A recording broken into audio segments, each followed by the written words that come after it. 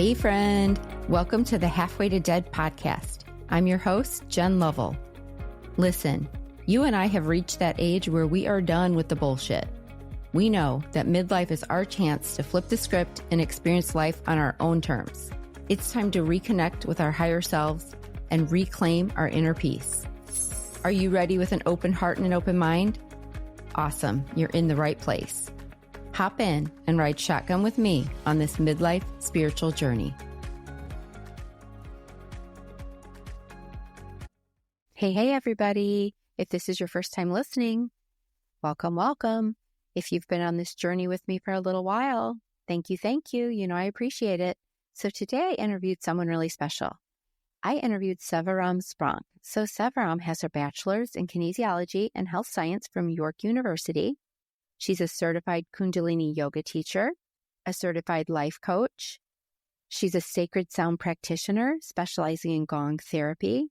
She's an advanced level Reiki practitioner, a yoga nidra facilitator, and just an overall community builder.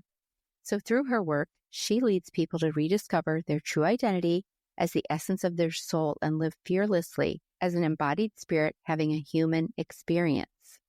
So listen, she's originally from Poland, so she's got this beautiful accent. You guys are going to hear it in just a minute.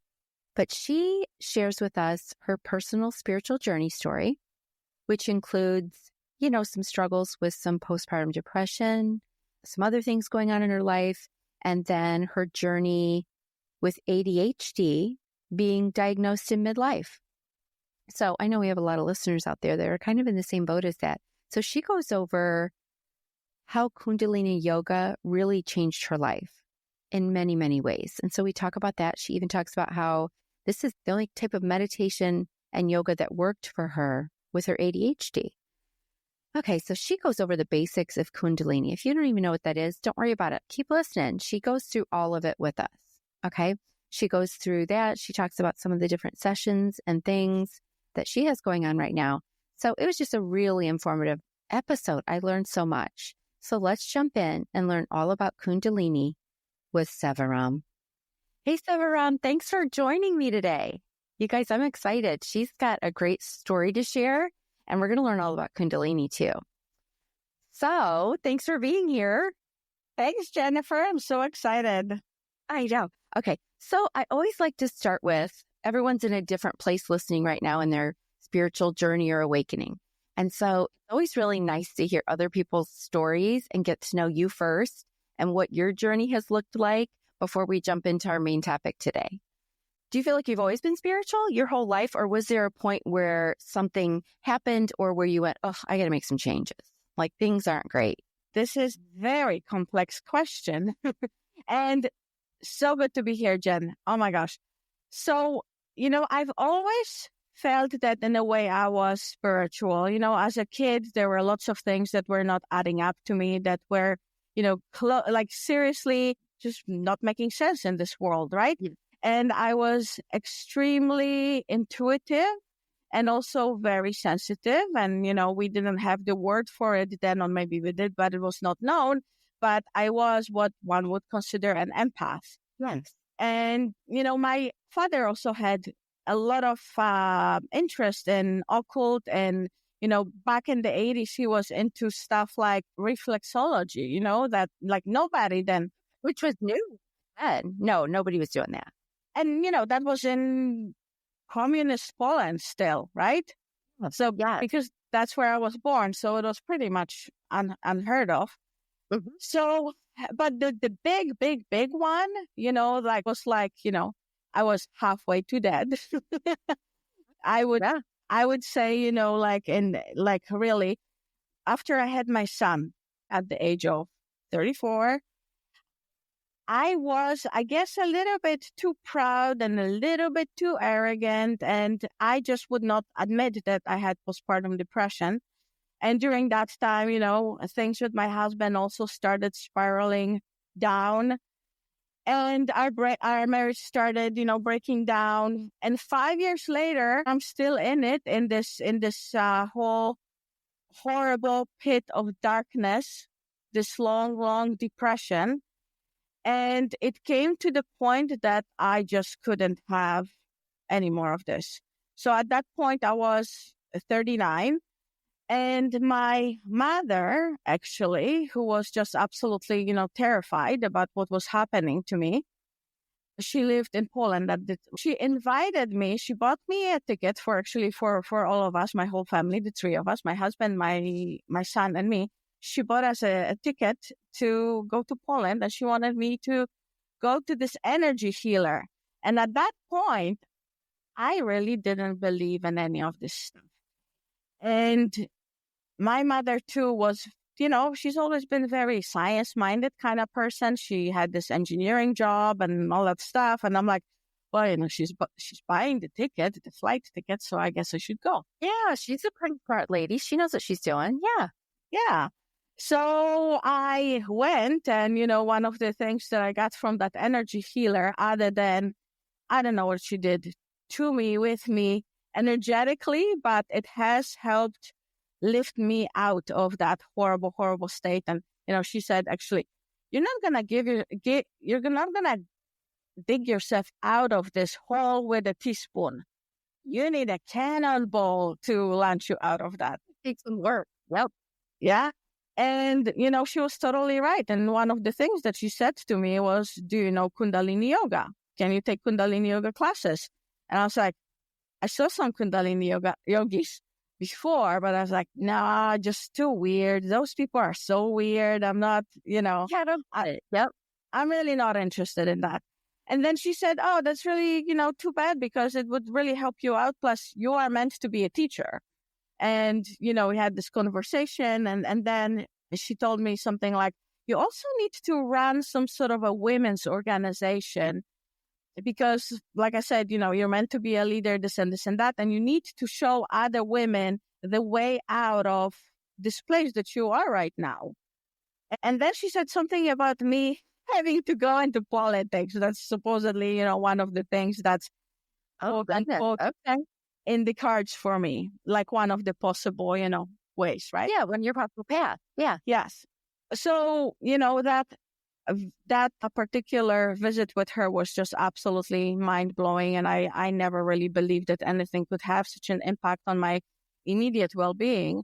And then we came back to Canada, and my mental health again and physical health started tanking again, So I'm like, what do I have to lose? So I went to that class, and I just felt like something has really shifted. I was weirded out like you wouldn't believe it. Well, you would believe it. So this was, you went to a Kundalini yoga class. Uh-huh. And did the class, and by just one session, like, you could feel something was going on. Yeah, okay. Absolutely. And you were in a place, like you said, you were in a pretty dark place still. Yeah. Yeah. Like from postpartum depression, whatever else was going on, you were just kind of in that dark night of the soul, or whatever they call it. Yeah. Yeah. 5 year long. 5 years. Yeah, that's a long time. Yep. And so you were in there, and then what happened after that one class? Well, I felt again like I felt after I left the healer's place, so again, quite a bit more uplifted, a little bit lighter. Yeah. Lighter, yes, optimistic, kind of like, hey, maybe I can, I can move this, I can do something with it. Maybe I can get better. And I also noticed in that first class that, because each class actually involves meditation, that even though I meditated before, but never like this, and never before have I had such a clear and calm mind like after the meditation and Kundalini yoga class. So, long story short, but, my capacity at that point was very limited even to work, because I was just so absolutely depleted physically, mentally, Yeah. Were the doctors telling you something at this point? Like, had you gone to doctors and they were like, I don't know what's wrong? Or were you just kind of getting through it? It was like a woman on the verge of being middle-aged, right? Who has just had a baby, right? And so, of course, the thyroid, as is so common, right? That came up. But also, I had like during the pregnancy, I had symphysis pubis separation, which, 5 years later was still bothering me. And when I went to orthopedic surgeon, he pretty much yelled at me for wasting his time because, he's seen women, with like such big separation that you could drive a tank through there. And mine was like, he didn't care about yours. No, absolutely. And, and it's like I was told during my pregnancy, it's like, you can't expect to always feel good, right? I mean, they're brushing you off like those crazy women with their hormones, right? Exactly. Yeah. It's all. Yeah. Okay. So you then decided you were going to start handling this on your own. So you jumped more into the Kundalini yoga. Is that kind of what the whole thing really started? Yeah. Yes. Yeah. So, at that point, it was like I started going 2-3 times a week, that kind of sort of recreational stuff. And then it fell off my radar again after a few months. And then my amazing, incredible angel son, looked at me and he's like, Mommy, not to be mean. He was like 5 or 6 at the point. Yeah. Not to be mean, Mommy, but I really think you need to go back to your yoga. You're really yelling at me again. Out of the words of a kid, they know. Yep. They know. And he's like, he knew the connection that I was more yelly. I was like more short temper. My fuse was short. He felt the whole vibration change back to negative. Yeah. Yeah. And then at that point, I was like, holy moly, like, what am I doing to myself? And most importantly, what am I doing to my kid? Yes. And at this point, is your husband just hanging in there, hoping for the best, or? Actually, shortly after that, my husband said, I don't care what you do. You can go ahead, quit your job, but I really want you to do whatever you need to do to get yourself out of that. So I started going to Kundalini yoga like it was my job. I went every single day. And, we lived in Toronto then, right? So no matter where you go in Toronto, it takes you 45 minutes to get one way, 45 minutes the other way. Right. So this is a big commitment. You made a big commitment. Yeah. It was like at least 5-6 hours out of my everyday. Well, it sounds like it was working. So then what? What next? You got really deep into the practice. I registered in teacher's training and, with just intention of doing this for me. At that point, I had no desire of sharing this or being a Kundalini yoga teacher. Before, actually, I had my son, I was a personal trainer. And I also worked in physiotherapy as a kinesiologist. So, I guess my plan was to get back into that scene. And then shortly after that, we have also decided that we're going to sell our house in Toronto and move to somewhere close to my husband's mother, who's been aging and needed to have someone on site. So yeah, I needed some extra support. Yep. Yeah. So it was just one of those things that everything just lined up perfectly, like it was meant to be. Yeah. We landed in Kitchener. And since then, you've done all kinds of certifications. You're certified in all kinds of things now, right? You do coaching, like all the things. And so for you, this Kundalini yoga really kickstarted the whole spiritual awakening for you. And I'm sure since then, you've opened up to a million more things and had to do lots of work on a lot of things. Because once we start in these journeys, we start opening all the old wounds and traumas and all of the things. That's my experience anyway. Yeah, you're bang on. Yep. So you start working through it. How long would you say, like how far into it are you right now? How long ago was that when you started really diving into the Kundalini yoga like it was your full-time job? How long has it been since then? 10 years. 10 years. Okay. So you've been at this a while. Yeah. Okay. And do you feel like your vibrations just keep getting higher and higher and you're opening more still? I don't think we're ever done. Yeah, 100%. Yeah. And I bet your husband and your son both noticed, right? Did they notice right away, like, okay, good, she's back. Like the nice mom is back. There's no such thing as going back, I think. We don't do these things to get back who we were. Who I was before I started Kundalini yoga, I was this, person who was, full of complexes with a lot of unhealed, unaddressed trauma, despite, having gone to therapy and doing art therapy and talk therapy and all those stuff. Yes. Right. And I thought I was addressing it. Well, little did I know that not really. It was all just scratching the surface. Right.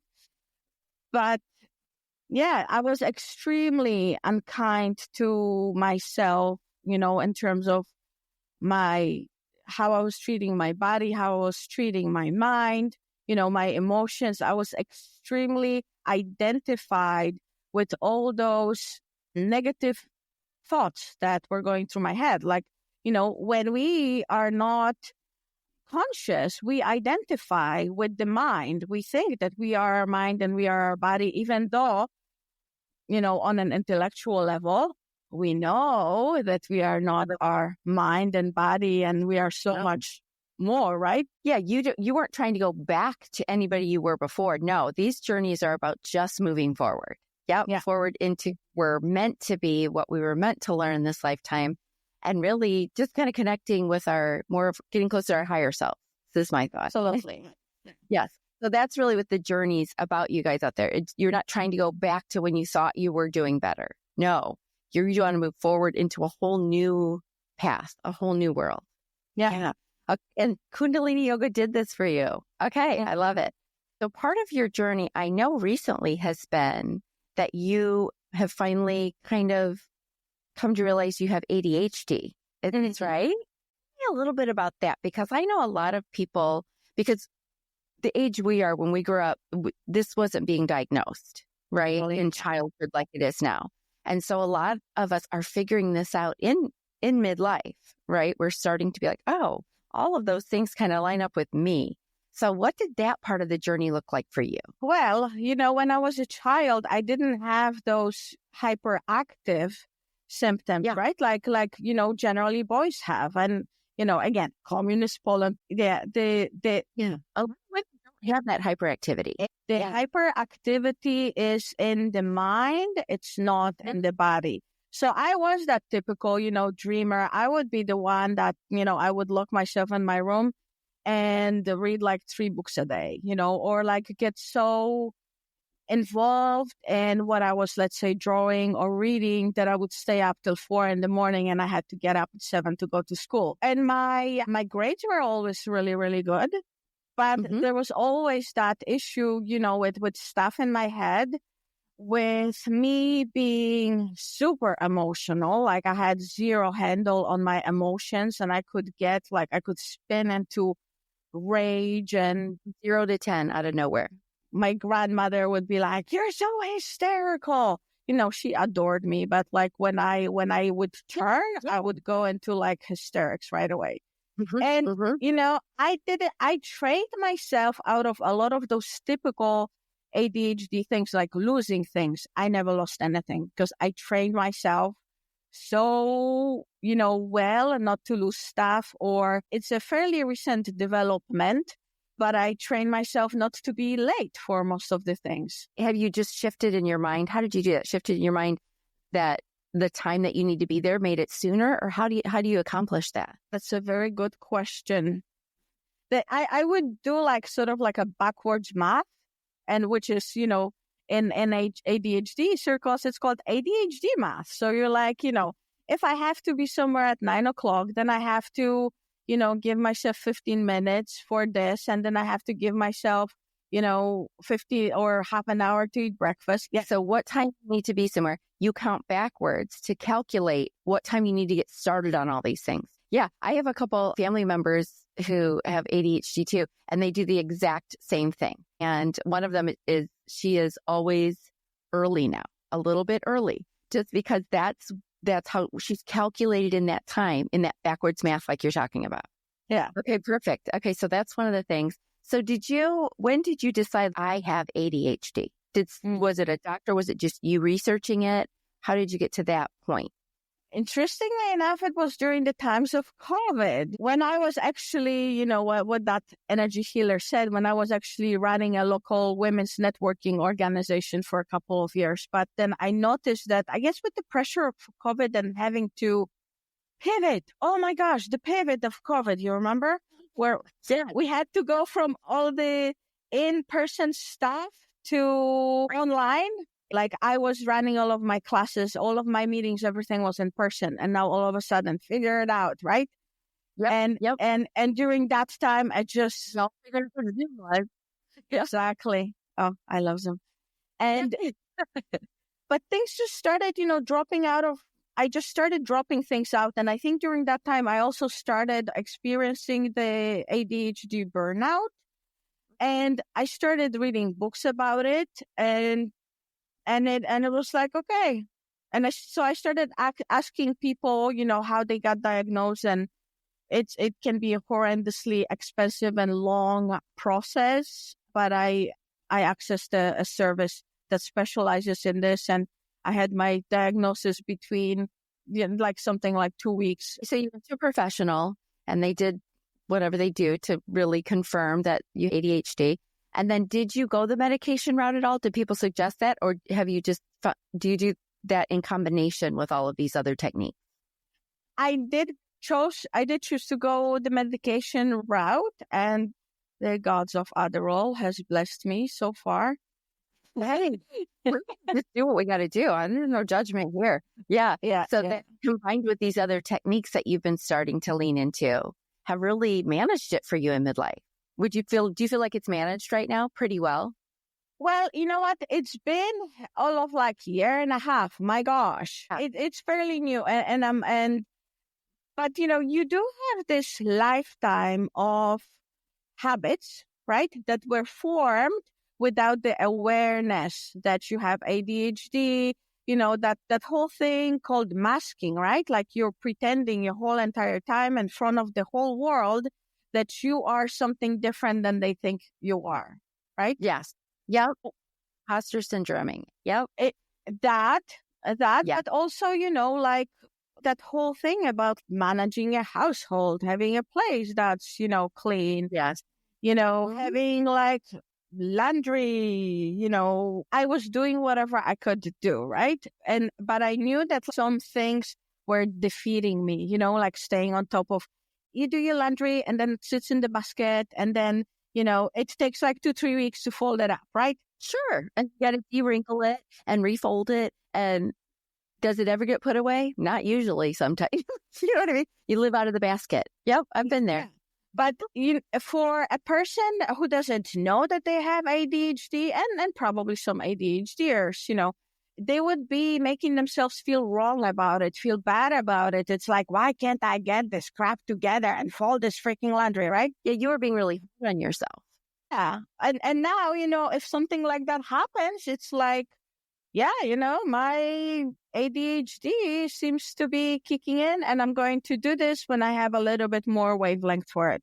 Yep. That basket of laundry that's sitting in the corner does not define who I am. This is not my value as a human being. Yes. Okay. Well, I love that you shared that story, because I know there are a lot of women out there too that because women typically do lack that hyperactivity part. Yeah. And because usually it gets diagnosed, hyperactivity in children.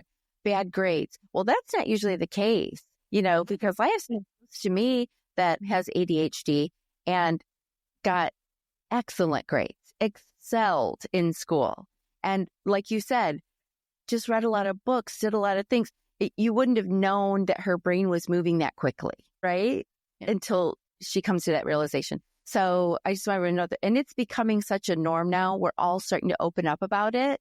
Yeah. So it's not so taboo, right? To exactly talk about it, make these changes, get, like you said, started the medications, work on different therapies and meditations and all the things. Because do you find that your meditation practice and different things are modified to ADHD now that you're kind of in it?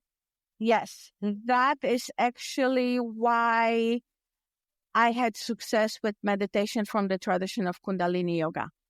I didn't know that then, like at the point that I started Kundalini yoga, I did not suspect that I could have ADHD.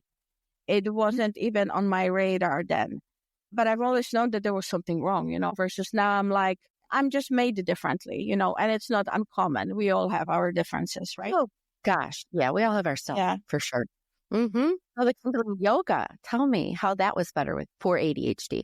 Kundalini yoga classes are structured in a very specific way. So, we usually start with a brief breath work practice called pranayama, and then or some warm-ups, depending on how long the physical set is. So the physical set is the second part. Before all of it, by the way, we do tune in by chanting a mantra. And then after the physical set, we usually have relaxation and then meditation, and then we finish up with another chant. So there is that solid structure, which is very comforting for a lot of neurodivergent people. However, each practice is different. There's no such thing like in some, let's say, flow yoga or something like that you follow more or less the same routine with some variations, right? And the sets usually consist of a very sort of short. So sometimes they're short, sometimes they're long. But it's basically, you would do a certain action, such as, let's say, sitting cross-legged and moving your arm certain way while you coordinate that with your breath. It's very meditative in itself, combining the breath with the movement. Okay. But also you get focused on the action for a reasonably short period of time, but it does teach you how to moderate your focus and how to employ different sort of elements to keep your mind engaged on the task. Okay. All right. So yeah. So this is one of the best kinds of yoga if you have ADHD. 100%. Okay. I love that. So let's introduce everybody to what we're even talking about, to this whole Kundalini thing, because we've been throwing that word out there a few times, and there may be probably some people out there have no idea what we're talking about. And I know very basic, so I'm very excited to hear everything you have to say today. Okay. So historically, where did Kundalini start from? Is it kind of an ancient thing? Is it newer? When would you say this all started? So, there's references to that kind of stuff that are like at least 5,000 years old. There are practices that have been addressing that by different names, by the way, like all over the place. Yeah. And, what people call, let's say, Kundalini rising, they also call it like enlightenment. They also there's many different ways to talk about it. And Kundalini, we're talking about an energy, right? Like Kundalini energy. So what's the concept behind that? Because, we hear about chi and prana and different things. So what are we saying when we're talking about Kundalini energy? So basically, most of the things out there that you will read it would be something like it's a dormant type of energy that resides at the base of your spine. And, when it's stimulated, it rises up your spine, and it has a potential to heal your body and your mind and put you on the trajectory to your destiny. It's a big, tall order to fill there. Yeah. Yeah. And it's a lot of like, blah, blah, blah. What does it even mean, right? Yeah. So break it down. What is this Kundalini energy thing? Yeah. And people talk about stuff like, oh, it's this serpentine, this and that. And it's kind of, well, you're fine. Like, no. Yeah. It can sound good. So basically in Kundalini circles, in Kundalini yoga circles, you will have that, like some people refer to it as the energy of your soul. It's sort of like the atomic energy of you that is just within you, that is innate to you, and it is your birthright to use it. Mm-hmm. It's nothing mystical. It's nothing like, ooh. It is, just like we have two hands, and some of us are very good with our hands. Some of us not so much until we learn how to use those hands. Yeah. So is the Kundalini energy. Yeah. Okay, we all have Kundalini energy. Are we accessing it? Are we tapping into it? Is that kind of the theory? Yes. And you read a lot about that it starts, at the bottom of our chakra system or whatever, right? Like more down by the root, by the sacral. Does that make sense? Basically, it sort of lies dormant at the base of the spine, at the base chakra. So the chakra that is associated with the, organs of elimination. Okay. So would that be the root or the sacral? Are we talking about? Root. Okay. Mm-hmm. So that's all the way at the bottom. Yes. Mm-hmm. And then you kind of are working your way up with it.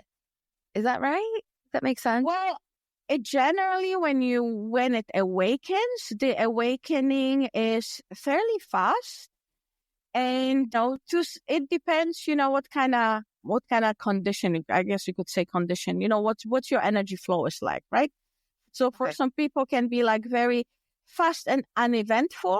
For some people can be sort of slower and kind of like confusing maybe. Okay. It's something that people are afraid of.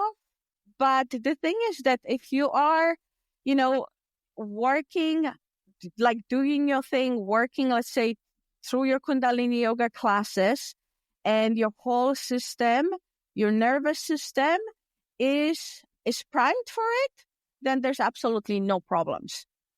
Because I've been told that if you're just starting into a yoga practice, you've done nothing, Kundalini is a little more intense. Might not be the first thing to start with, or would you say that's wrong? Different people have different opinions about it, and I have studied Kundalini yoga for like intensely. I have a 500-hour Kundalini yoga teachership designation now. So my own experience and the experience of many, many, many people whom I have taken through this, Kundalini yoga is a fantastic yoga to start with. I like that, because you talk to certain people, you get a little bit scared. It's intense. Be careful. Like once you wake it up, it's on. It gets pretty intense. This is what I've heard. So I love that you're saying no. If you're ready for it, it's going to be fine. Yes. And the thing is too that like there's no such thing that you're going to go to a Kundalini yoga class and you are going to awaken your Kundalini in a couple of classes, and it's going to rise, and you're going to be like, and what now? There's really no such thing. There's really no, so it doesn't happen like that. Because you feel like our spirit team, our one that we're tapping into our higher selves, isn't going to present us with things we're not ready to handle. Would that go along with awakening your Kundalini? You're not just going to do one yoga class and be like, oh, shoot, what just happened to me? What do I do now? No, it's going to be, what are there other ways to start awakening your Kundalini besides just the Kundalini yoga? Are there other things we can do, other practices? Absolutely, yeah. Yeah, like what can we, if we're interested in starting down exploring this? There are some traumatic ways. So sometimes it happens. What happened during that dark night of the soul? You're in the deepest, darkest place, right?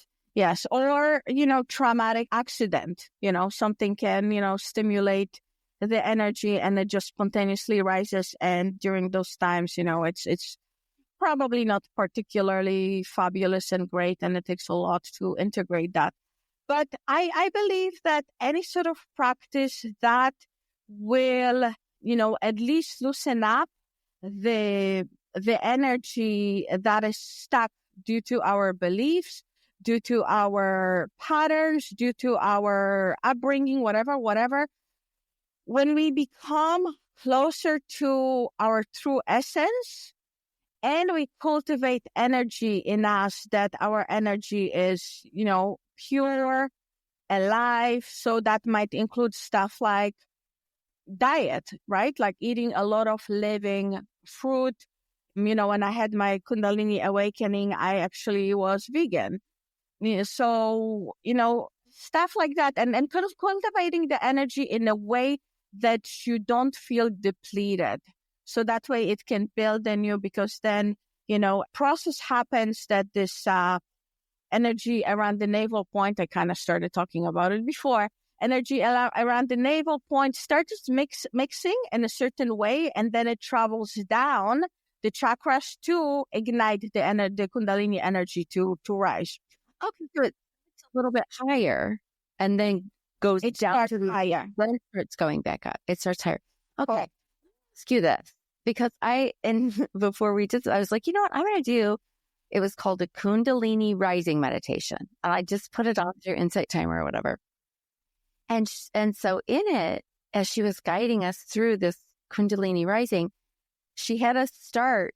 I felt like we were doing Kegels. Do you know what Kegel exercises are? Yeah, of course. Okay, because she had us focusing on that area between like the old vagina and the anus, right? And this was the first one I'd ever done where this is what they were doing. But she had us stirring up this energy. And yeah, I don't want to sound weird, but almost Kegeling, almost to start sparking what could feel a little bit like a sexual energy. Did that make sense? Yeah, absolutely. Yeah. Okay. Yeah. Okay, so during this meditation, they had us start by getting that. So that would be more the sacral area, right? That we're triggering with all of that. Is that where you're saying it starts in the middle or no? See, well, it actually would start around the navel. That is the point, Solar plexus more. Okay. Do we even care about chakras? I'm saying chakras, but really it's just an energy pathway, right? It is. Yes, it is an energy pathway. And there's a difference actually, how we talk about the chakras and Kundalini and how, other lineages of yoga refer to it or spirituality. And we, for example, talk about the Manipura being the third chakra rather than being the solar plexus, which is like higher up at the bottom of the ribcage, right? Where the xiphoid process is. We talk about the navel chakra. It's actually, it's lower. It's like a little bit, depending where your navel is, just a little bit. Is it in between those two that we typically hear about? It's kind of in between those two, like between a sacral and a solar plexus. So it's your belly button. Guys, we don't have to complicate that. Yeah, exactly. Let's, we're focusing the energy. Okay. It starts there, goes down, and then heads back all the way up. Correct. Yeah. And it heads all the way up the system to our crown. I mean, up our spine and then all the way up the energy. Yeah. It's not a straight path because how the energy goes up the chakras, it's not just straight up and down kind of thing. It's, it winds in a certain way. It wraps around each chakra a certain way.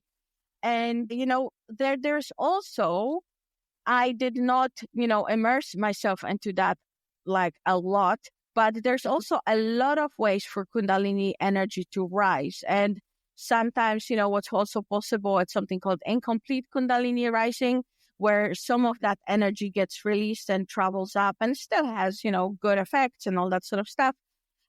But yeah, it's like scholars, there are people who study in details, whereas where I come from is how we can do what we do without even waking up the Kundalini energy. I mean, if you do, fantastic, but doing what we do in terms of the physical practices, meditation practices to have a better life. Yes, because the bottom line is we just want to gain the benefits from it and enhance our lives and our journey.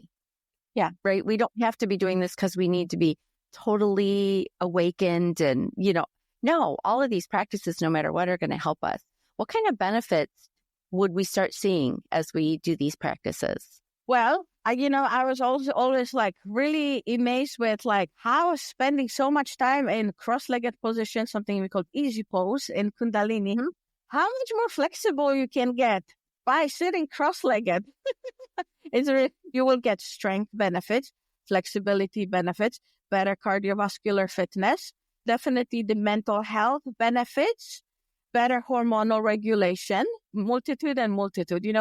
We in Kundalini yoga, we say that it's the fastest yoga out of the different yoga disciplines. And it's absolutely true. It's the fastest yoga. Some people say that by studying, let's say, Hatha yoga, practicing Hatha yoga, it will take you 7 years to rise the Kundalini, because ultimately each yoga leads towards that, right? But with Kundalini yoga, with how it combines the different elements, and, it's not so much movement based, but you got the breath, you got the mantra, you do have the movement, you have meditation, you have integration. The biggest difference for the Kundalini yoga there's not as much movement, because like some, if you're doing a vinyasa flow or whatever, it's a full workout the whole time. This is my opinion. Okay. So the benefit is you're focusing more on breath work and the meditative part of it, the meditation part of it, along with the posing, right? Is that the difference? Because there's not, like, the yoga classes I've been to, there wasn't a lot of meditation going on, other than the final Savasana or whatever. And there wasn't, you're supposed to be working on breath work as you do yoga. But for us newbies, is it more structured in Kundalini, the breath work and the meditation part? Yes, definitely. Okay. Definitely. Like I said, there's that structure we follow each class. Yes. But like you were saying before, in terms of movement, it's not particularly, accurate if I were to tell you, we do more breath and more, meditations. You don't get that movement. Yeah, there is body movement, and you can really, really, really get a kick-ass workout if you want to. Or, depending what set is being taught as well. Yeah, and just like any yoga practice, there are modifications. You can always modify. Wherever you're at in your journey, you guys, you're going to be okay trying this, because beginner to yogis who've been doing it a long time, it's going to work out for everybody. Because as with all yoga practices, I think it is a practice, right? Yep. Modify. You do what feels right for you. Yeah. Okay, I love that. I always stress that in my classes too. I'm like, this is your body. This is your class. This is your experience. And you are in charge of it. Yeah. So you were saying sometimes you start to awaken from trauma or something, being in a really dark place. Are there like risks or challenges that are associated with the Kundalini awakening? And are there ways to mitigate that a little bit? Like if we are feeling this starting because we're in a really dark place, are there different techniques or ways to like mitigate? Like, can there be negative side effects? Well, sometimes people force it.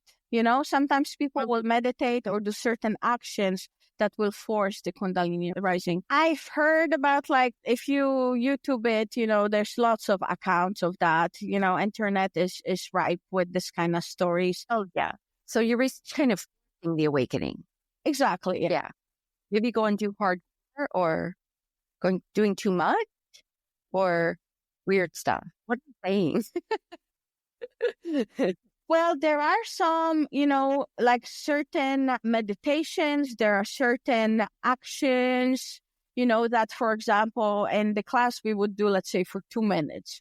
But if you choose to do it, for like a couple of hours straight, it's possible something's going to start happening. And there are, people like that who are very into, let's say, experiencing those sort of awakenings, Event. Yeah. And it's not particularly good idea, because if your nervous system is not used to working that way, it's almost like it cannot contain the energy. So, some people would say that it's like your nervous system gets fried a little bit. Okay, so it's better to just take it slow and easy. Let things happen, unfold as they were meant to unfold. We don't need to force these things. We have time. That's what you're saying. Exactly. Okay, so Kundalini Yoga is a really easy way to ease into this, right? If you haven't had your moment where you're like, oh, geez, what's going on? Must be my Kundalini awakening. Okay, we talked about lifestyle changes that helped with that Kundalini awakening. So that, like you said, eating a healthier, whether you're plant-based or not, just getting lots of fresh things from nature, fruits, vegetables, all of that is going to be helpful during this time. I'm assuming you're going to want to get enough rest and sleep. Basically, do we just really need to take care of our bodies during this time? Exactly. We always need to do that. We do. But it's a good tip, especially if you're starting into this spiritual awakening. You're going to start doing some of this Kundalini yoga and different things. We just really want to take good care of ourselves, because it's kind of counterproductive if we're going to start into this process and we're drinking alcohol every night, and we're driving through McDonald's, and we're, you know what I mean? Too many sugar, sweets. That's my problem. It's going to be counterproductive to this whole process. Does that sound right? Yeah. I just wanted to say something. I get very few people who come into my classes who are like, I really want to raise my Kundalini. And they don't actually, people like that don't last a long time, because they come with this end point in mind, which is very ego driven. And where, if this is coming from, well, forget about it.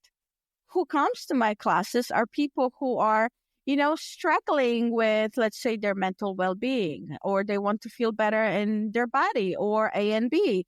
And, and they just want a better quality of life. They want to think clearer. They want to feel good in their own skin.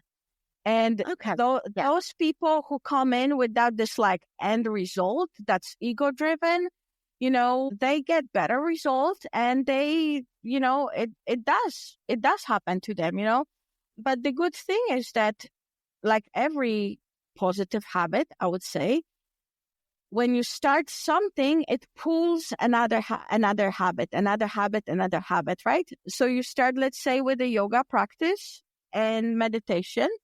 And sure enough, like soon after that, you are talking to yourself kinder. You are treating yourself better. You go to sleep earlier. You eat less junk food. And when you do eat junk food, you can forgive yourself rather than beat yourself up about it. Yeah. Just be mindful, live in the moment. Just start feeling the benefits.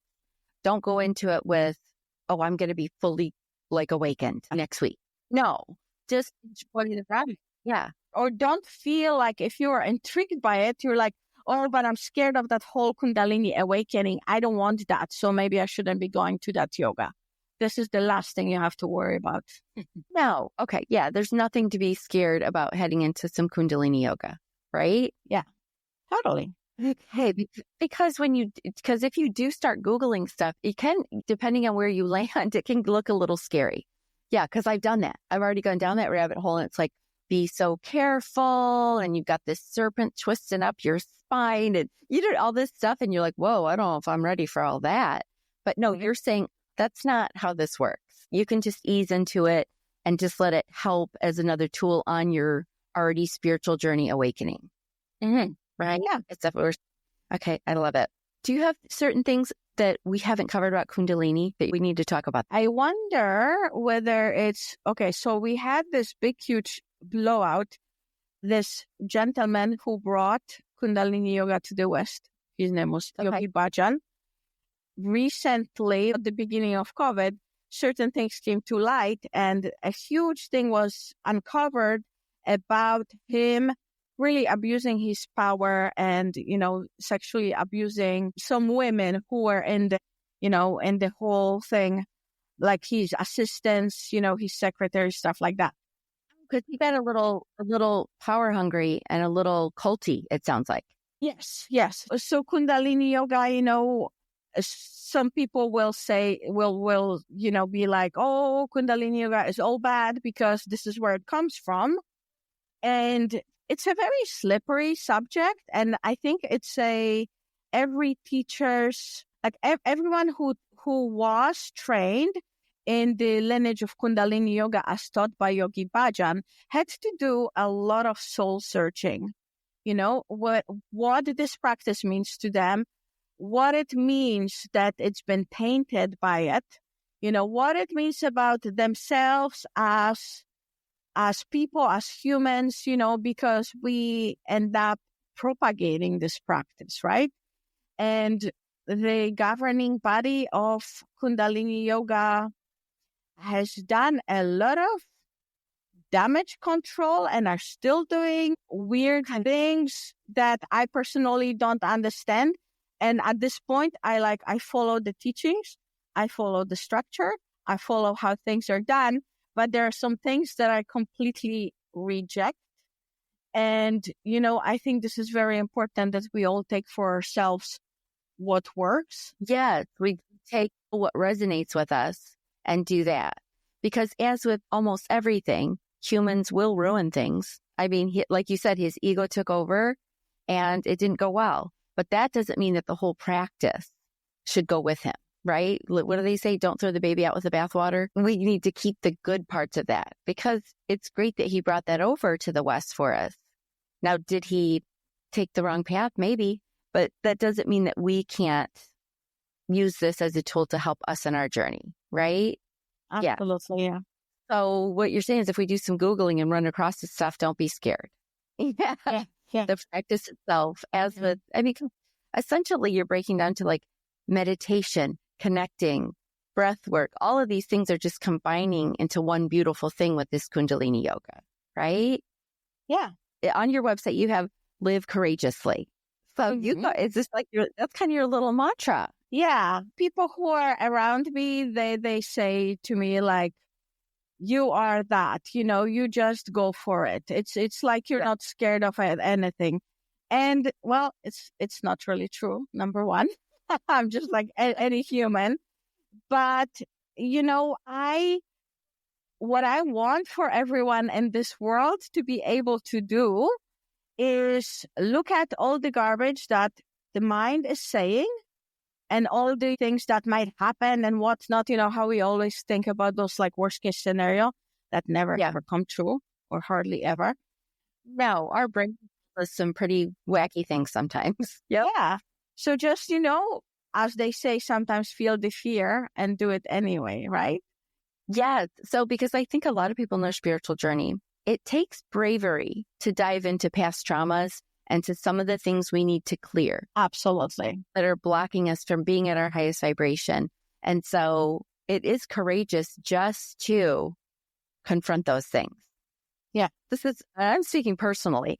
Okay. It takes bravery to do more than scratch the surface, because I spent most of my life scratching the surface. You'd go back to therapy, you do this, you do that. Oh gosh, that's coming up again and again and again.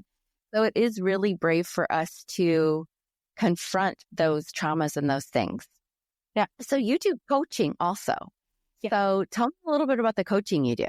Absolutely. Do you help coach people through some of that?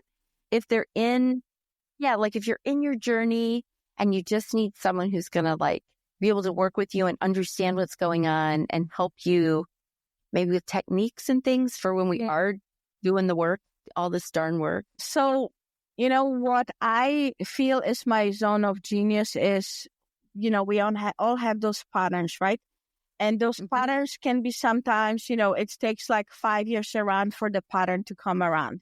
But we always end up in the same place, one way or another, right? And it's like, why am I here again? Why am I here again? Back to square one. This is what I would say is my zone of genius. So, why do I keep self-sabotaging myself? A lot of women will have, let's say, most common one is probably, hey, I start exercising, I go on a diet, I do so great. And then something just bursts my bubble and it's over, and we the next thing. We wait for the next Monday to start again. Yep. I've been, and then, and that Monday never comes around until like 5 years later, right? You're like, I could try it again. So your specialty is breaking these cycles that we're in, these circles, loops, so that we can start moving forward instead of in that circle. Yes. Yeah. Okay. Yeah. We all need that.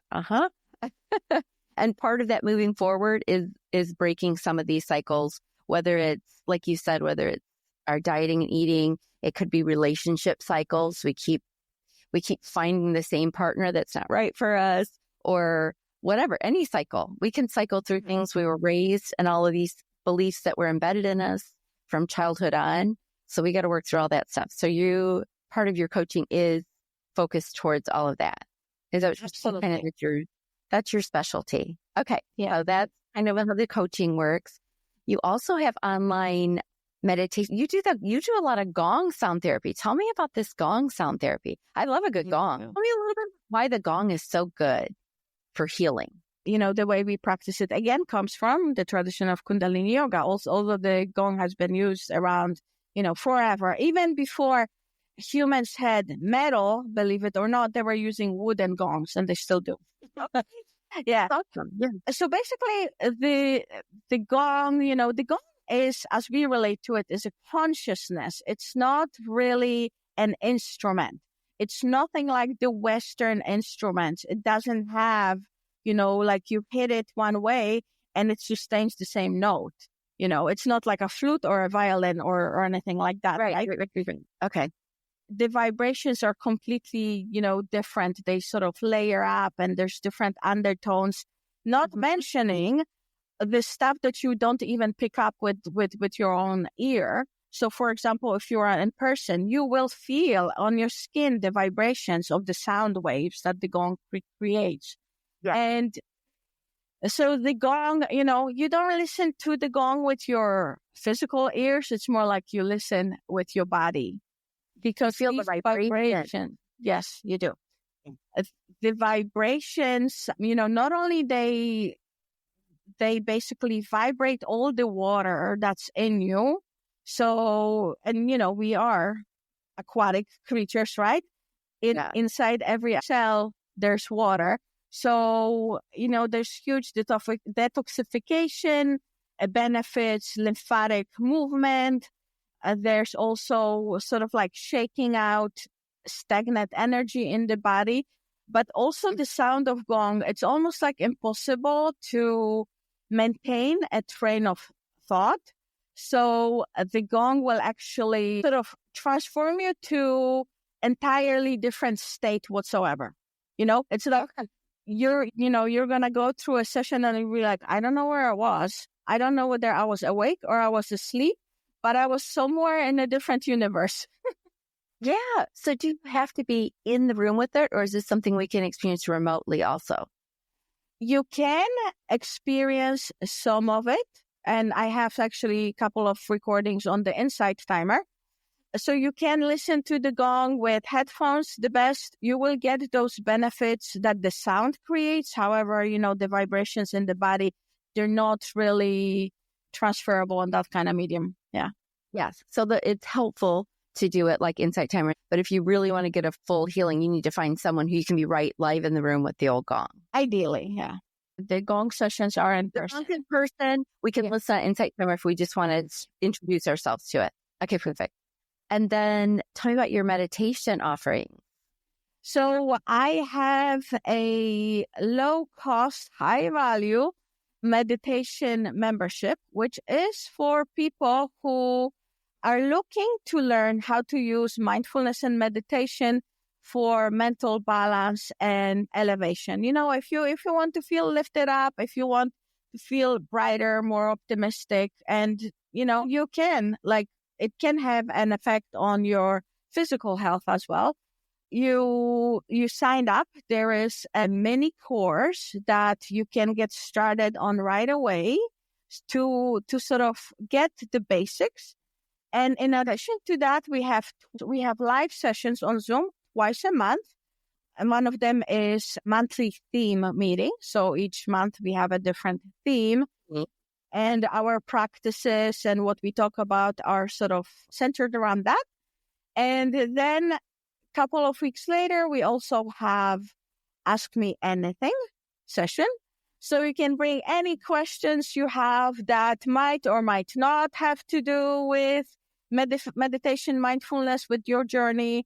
And in addition to that, we also have 2 different practices that are pre-recorded each month. So that way, you have this menu. Yeah, you have this menu of different things, and you can sort of pick and choose what you want to do. I mean, there is a suggested pathway too, but you can find those practices that are the best, that you find are giving you the most.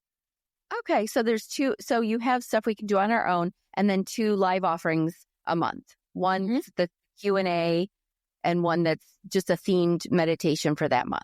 Like a theme might be sleep or whatever, some kind of healing or whatever. Okay, so that's just something, especially for people getting started on a meditation journey and need a little bit of guidance. Yeah, it'd be perfect for that. Yeah, I love that. So much meditation stuff out there, and some of it is very overwhelming, and it's like, where do you even start, right? So it's hard to start. Yep, you got to be guided. When you're overwhelmed, you're like, I can't deal with that, so you don't start, right? So you don't start, or like back to the ADHD, you start meditation and you're like, cannot quiet your brain, and so you don't think you can do it, but you can do it. Yes, exactly. You can do it, and there's different techniques and stuff out there for that too. Exactly. And then of course, the Kundalini yoga. So do you have offerings online for your yoga? I do. I hold classes online and in person. Right now we have classes on Thursdays at noon and Mondays at 7 p.m. And the classes are 1.5 hours in duration. Okay. And they're an hour and a half in duration. How much of that hour and a half is, just so people know what kind of physical activity level they're looking at, how much of the hour and a half is actually physically movement? Just so they know. I would say a set generally takes about 40 minutes, but then again, it depends, what kind of set it is. And you are not moving 40 minutes straight. There's break between each exercise, and yes. And incorporating the meditation and the breath work, and also we can modify. So don't be scared by thinking you're not ready for an hour and a half of something. Exactly. No, you can do this, because if you just like in yoga practice, if you need to take a break, you take a break, right? Exactly. You do what you got to do to get through it. Yeah. And you'll get the benefits. Okay. So you have all of these services available online. So that's amazing. That's one good thing I think came out of COVID. So many more things and people are available to us now that we have the Zoom and things. So I have listeners that are, might live in the middle of nowhere. They don't have access to any Kundalini yoga classes, meditation classes. So now, as long as we've got the old internet, we can do these things from the privacy of our own home, especially because for some of us, it's easier. We're not ready to go out and be with a big group yet on all this. We can do it in the privacy of our own home, but still be guided. Yeah, exactly. I think it's amazing. Yeah. So many more options are opening up to all of us. So this is amazing. And you guys know that I'm going to have all of her stuff in the show notes. So you can click through, find all the things, all of her offerings, and just figure it all out. And then you can always do your own deep dive into this whole Kundalini thing. But keep in mind, like she said, there's different stuff out there that don't be scared. I just don't want people to be scared to start down this journey, because I myself, when I first was researching, I was like, ooh, I don't know if I'm ready for all that. That seems like a lot. But now that I'm starting to understand it more, especially now that you presented it this way, I feel more confident that I can do this. We can do this, you guys. This is not absolutely that scary. We can start the Kundalini yoga. Oh, I love it. Do you have any other final words or anything you want all of the listeners to know about? Oh, well, I do have one more offering actually that we didn't really talk about, but it's something that I've been facilitating now for 6 years. So in Kundalini yoga, the meditation actually, you can have a meditation practice that each time you meditate or each time you're in class, you do something different. But there's so much power to actually picking one meditation and doing it for 40 days. Or 90 days, or even 1,000 days. It's the same exact one. Okay. Same exact one. And, it's a practice that is extremely revealing and extremely, revealing in a way that you really get insight into that, brain of yours, that mind of yours, right? And it can be, very life transforming, really. But I facilitate these practices. We get together online, that's virtual, and we do the same practice for 40 days. And as we go, we talk about what this practice actually does, what is expected, what it looks like in your life. Like right now, we are meditating with a mantra that breaks through, it has a potential to break through any blocks. So, we're a week in and I'm already getting emails from participants saying things like, I've been working with this spiritual coach and he's been encouraging me to go into this one thing from my childhood for the last 2 years. And I didn't want to, I just didn't feel I was ready. And she's like, within the first week of this practice, I really dove in. And boy, oh boy, my life is shifting. Nice. So this is a group that gets together and you restart it every 40 days or so, and then you all log on at the same time every day and do this meditation together. We log on at 7:30 a.m. Monday to Friday, but on the weekends and holidays, it's 9 a.m. because we like to sleep in occasionally. Okay. So for the 40 days, we do one meditation. We have that one theme that we work with.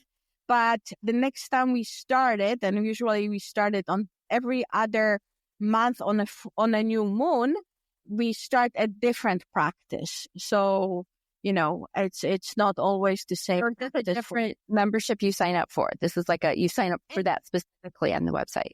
You sign up for that specifically. It's not a membership, so you can, choose to do this practice, but not the next one. You want to commit to the 40 days, though. You want to commit to the 40 days. Yeah. Yeah. And if you miss a day, is it a big deal? Or is there a recording you can do if you're like, oops, I can't do 7:30 tomorrow? Do you just do all the sessions are recorded, and, you do it when you do it, because this is your life. I think that any practice is worthless if it doesn't work for your life. Yeah. So you're on at 7:30 every morning, but if you're someone who really just doesn't have time to do it until 7 p.m., you can just hit play and do it at 7 p.m. Absolutely. Yeah. Okay. I like that because there's some accountability when you're in a group too, rather than just saying you're going to do it. Yeah. Yeah. Oh, okay. That sounds good. That's really good. And 7:30 for everybody listening is in which time zone? Eastern.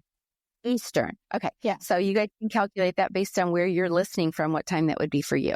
Obviously, it's going to be different depending on where you're located, because 7:30 for you would be 6:30 a.m. for me, and on and on and on. And if we head all the way over to the West Coast, they're probably still in bed. But so you do it when it fits into your lifestyle each day, though, is what you're saying. You don't have to. Yeah. No. Yeah, you can do whatever. In addition to the daily practices, we also have 3 meetings that take place in the evening, actually. So we have the seeding meeting, nurturing meeting, and the harvesting meeting. So, beginning, middle, and end. Yeah, we basically talk about the first one is about the intentions and what to expect. The second one is how things are going. People sometimes might need a tune-up. We exchange experiences, what's actually going on. And then the last one is like celebration and comes next in terms of, sometimes you finish the 40-day practice, but things still keep coming to you and you're still processing. Just because we finish 40-day practice, it doesn't mean that it's like, okay, it's over, move on. Oh, no, it's going to go on for a while after that. Yeah. Exactly. Never done. You're never done. That's for sure. Okay, I love it. All right. So you guys, there's so much to offer here. So hopefully this gets you guys thinking about the Kundalini yoga, meditation, maybe some coaching if you're in that spot where you really could use a little bit of help. Think about all these things. I always tell you guys, if you feel a connection with someone or a certain episode, it was meant for you, and you should dive in. You should start looking into this stuff because this was meant for you. If you're listening and you're like, this resonates with me, it was meant for you, and you should start getting a little bit more into this. Yeah, I think I'm going to, because I've been thinking about Kundalini and Kundalini yoga for a long time. But again, I didn't know enough about it. Now I feel more educated now. So SevaRam, she's told us all the things. So now we know. And so we have no excuse. We got to try these things. Okay. Thank you so much. This has been really educating. I've learned so much. I know everybody has learned so much. And your story, everything. Thank you for being open and sharing with us, because I know that we can all connect. We've all got our stuff, and we're all just trying to get through this midlife and just finish all of this strong. And this is one of those, another tool, you guys, for our spiritual journey and awakening. So this has been awesome. So check everything out, you guys. And thank you so much. I've learned so many things. I love it. Thank you. I'm so glad, Jen. It's been really amazing coming here. And, we are not here to end this somehow. We are here to get started. How I look at it, it's like literally every breath is a new beginning. Yes. And it's never like it's too late to start. I mean, you never know. You never know what you're going to start, and people who come after you might carry your legacy. Absolutely. And it's never too small. It's never too late. Nope. We can get started on things. It doesn't matter how old we are or what situation in life we're in. Things can get better and we can move forward. That's what we're meant to do. It's our, like you said, it's our birthright, all of these things. It's in us. Got this energy in us. Let's tap in. It's time. I think it's time. We're all starting to wake up a little more as a collective. We're ready to do this. Yeah. Yes. 100%.